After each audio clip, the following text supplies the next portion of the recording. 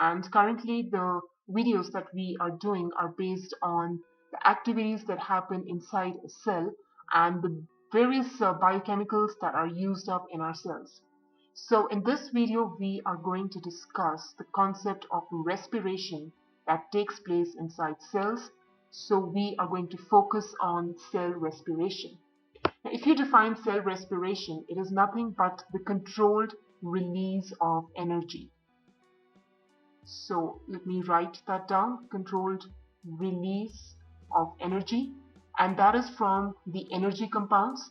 That means from the organic compounds. And this energy that is released from the organic compounds is released to form ATP, which is adenosine triphosphate. So energy is released in the form of ATP. Now in cell respiration, glucose in the cytoplasm is broken down by a method known as glycolysis into pyruvate and with production of ATP, which is the energy released. So basically we break down one molecule of glucose, which is a 6-carbon sugar, into 2 molecules of pyruvate, which is a 3-carbon sugar, and a net yield is of 2 ATP.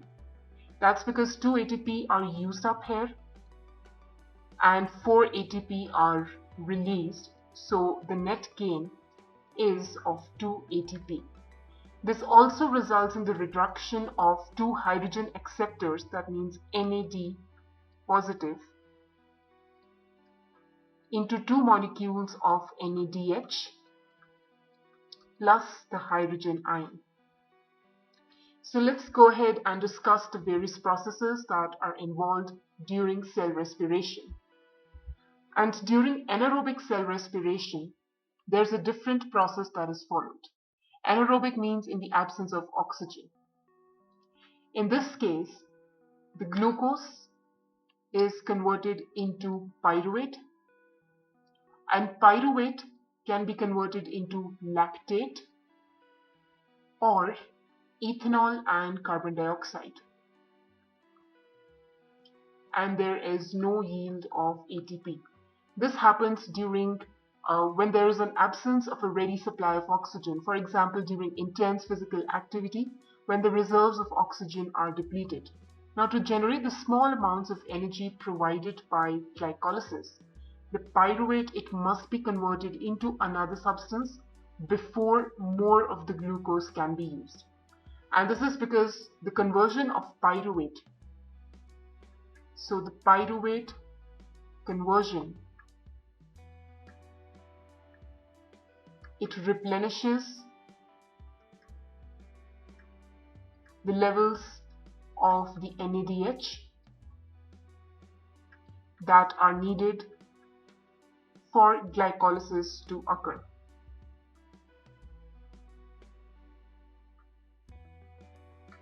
Since it might seem confusing right now, so I'm going to draw a diagram to compare the anaerobic respiration between plants and animals. So that is what we are going to do now.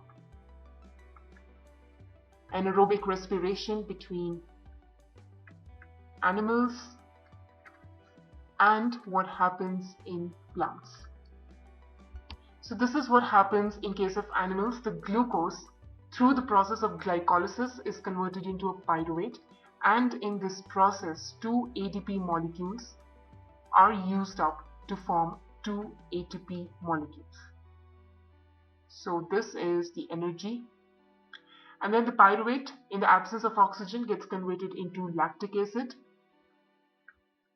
and 2 NADH are used up, and the cycle goes like this.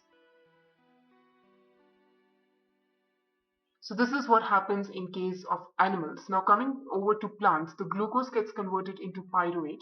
Again 2 ADP are used up to form 2 ATP. So that is the net gain. And pyruvate in the absence of oxygen gets converted into ethanol and carbon dioxide. And again 2NAD. They are used up to form two molecules of 2NADH. So this is the process through which you can explain anaerobic respiration. Now the conversion, it occurs in the cytoplasm. The conversion of pyruvate, it occurs in the cytoplasm of the cell. And in animal cells, lactate, which is a 3-carbon compound, is produced. In plants, ethanol, which is a 2-carbon compound, and carbon dioxide is produced. And the conversion of pyruvate into ethanol and carbon dioxide, it is also known as fermentation. Now coming over to what happens during aerobic respiration, we are going to do that in detail. Now aerobic respiration occurs in the presence of oxygen and it takes place in the mitochondria. So it starts with glucose, which is converted into pyruvate through the process of glycolysis, which occurs in the cytoplasm. This pyruvate, it is produced along with 2 ATP molecules. When aerobic respiration takes place, that takes place in the mitochondria. And the result of aerobic respiration is carbon dioxide and water, along with 36 to 38 molecules of ATP being produced. And when it is anaerobic, that is something that we've already done. That takes place in the cytoplasm. And there are two results. In animals, it gives lactic acid. And in plants, it gives rise to ethanol and carbon dioxide. So that sums up the entire process of respiration. Now coming over to the next process, that means photosynthesis. It's a very important process, and the basic equation of photosynthesis is that 6 molecules of carbon dioxide and 12 molecules of water are used in the presence of sunlight and chlorophyll to make 1 molecule of glucose, 6 molecules of oxygen, and release 6 molecules of water. It's a 2-step process. The step number 1, light dependent reactions.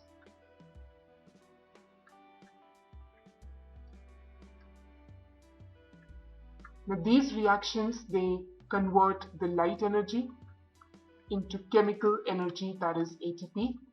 And then step number 2 is known as a light independent reaction, because it can take place in darkness as well. They use the chemical energy of ATP to synthesize organic compounds, that is glucose. So we are going to discuss these in detail, and the organic molecules that are produced, they can be used in cellular respiration to provide energy, which we have just done. The light that the plants get, it is derived from the sun, and it's composed of a range of wavelengths. So the visible spectrum of the sunlight,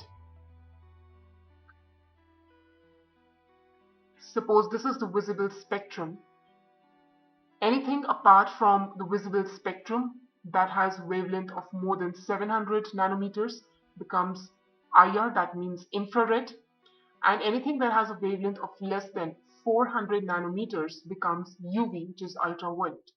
So wavelength goes like this and it starts contracting like this. So this is the visible spectrum that you can see in the middle. Now sunlight is white light. It's made up of all the colors of the visible spectrum, and each color has a different wavelength of light, and the wavelength ranges from 400 to 700 nanometers. So the colors would be violet, indigo, blue, green, yellow, orange, and red. Coming to the pigments that are present in plants to support photosynthesis, the pigment that is important in plants is chlorophyll. Now, chlorophyll is the main site of light absorption in the light-dependent stage of photosynthesis. There are a number of different chlorophyll molecules, each with their own distinct absorption spectrum. And when chlorophyll absorbs light energy, it releases electrons. And these electrons are used to make ATP, which is nothing but chemical energy. The main colors that are absorbed by chlorophyll are red and blue. The main color that is not absorbed, in fact it is reflected, is green. That is why plants appear green to us, and that explains why the leaves are green. The exception is when there is presence of other pigmented substances that produce a different color, for example red colored leaves or yellow colored leaves, and those extra pigments are known as anthocyanins. When these pigments are present, the leaves may have another color apart from green. Now, one thing to know here is that deciduous trees, they produce high amounts of chlorophyll in the winter as well because sunlight is insufficient. That allows the other photosynthetic pigments, for example xanthophylls and carotenoids, to come in the front, and that changes the color of the leaf in the winter. So these are two extra pigments apart from chlorophyll that are present. And now what we are going to do is a rough idea of how light is useful in photosynthesis. So light basically acts on the water. That is called photolysis because it gives rise to 6 oxygen atoms, molecules and hydrogen ions. And these hydrogen ions are used for NADPH. And light also helps to excite the chlorophyll, which releases the electrons that are needed in ATP. And electrons also travel from water after its photolysis to the chlorophyll. Now, the first part of photosynthesis is the light-dependent reaction, which uses the light energy to make ATP. So what are the steps that are involved in the light-dependent reaction? The first thing is that light, it stimulates chlorophyll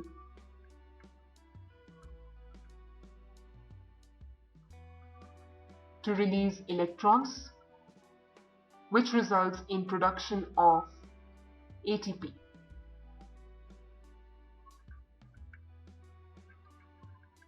Light also splits water by a process known as photolysis into oxygen and hydrogen ions. The hydrogen, it is taken up by a hydrogen carrier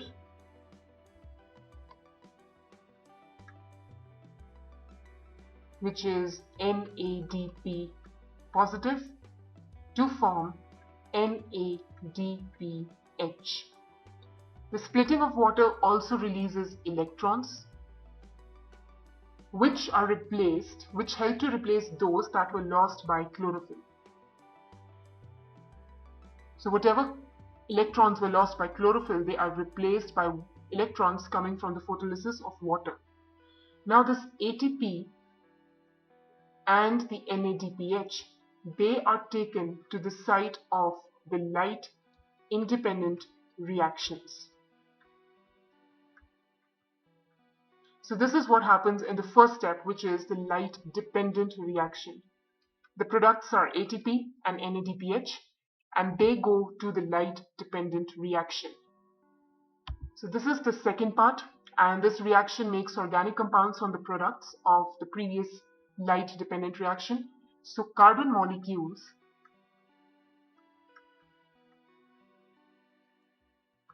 they use the NADPH, and they use the ATP, and they use the carbon dioxide from the atmosphere, and they give rise to organic compounds.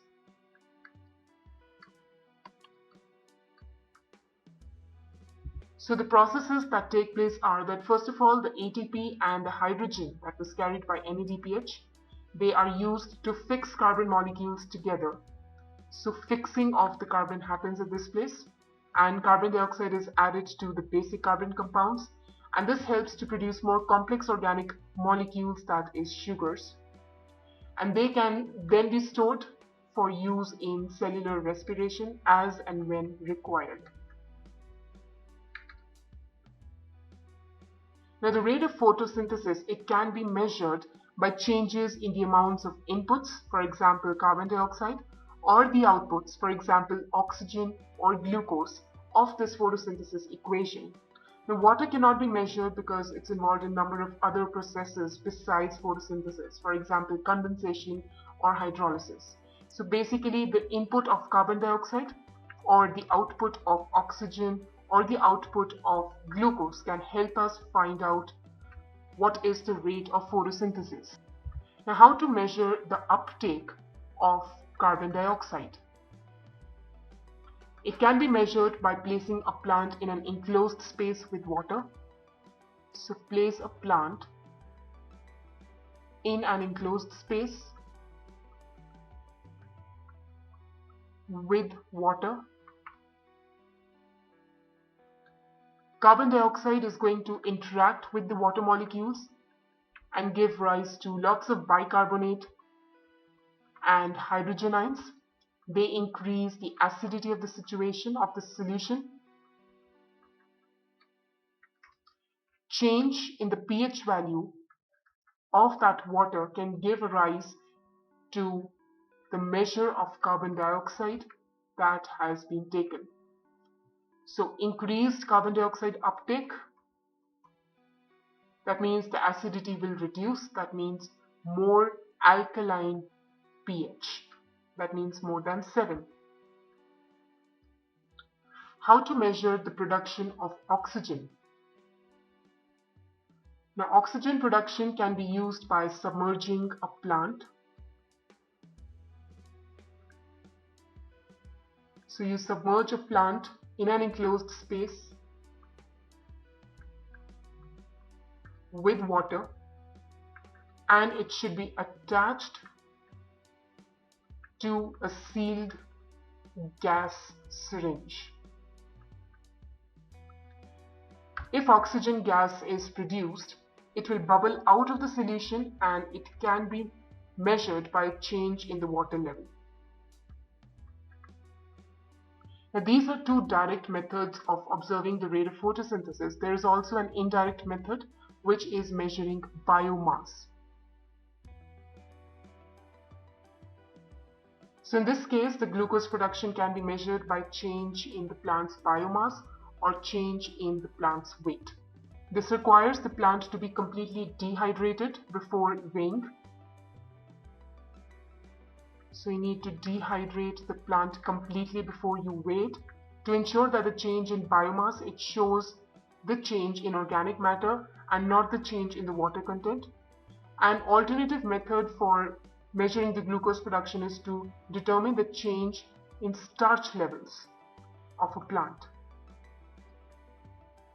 So this is another indirect method to measure the change in starch levels, because glucose is stored as starch.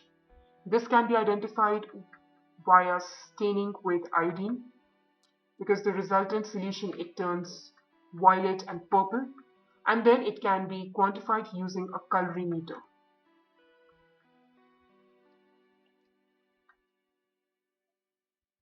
And coming to effect of other things on the rate of photosynthesis: temperature, light intensity, and carbon dioxide.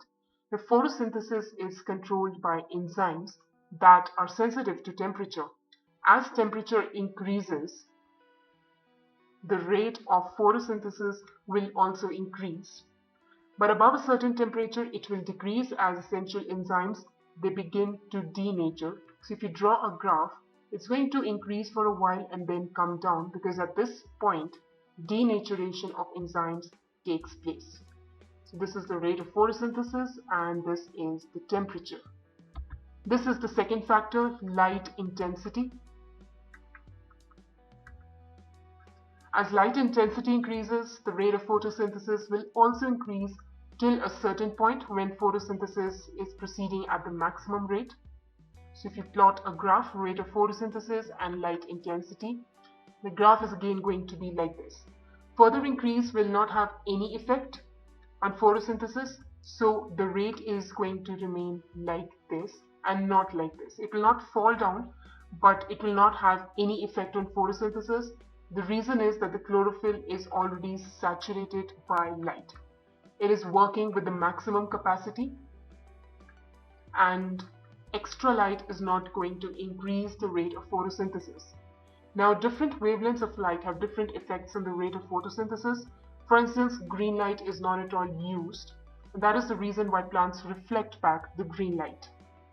And the third important factor is concentration of carbon dioxide. Now, as concentration of carbon dioxide increases, the rate of photosynthesis also increases till a certain point.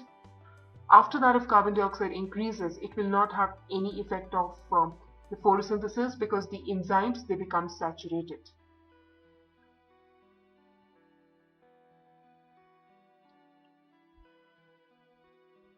So these would be the three resulting graphs that show you the dependency of the rate of photosynthesis on these three factors. So I hope this was clear how these different factors affect the rate of photosynthesis.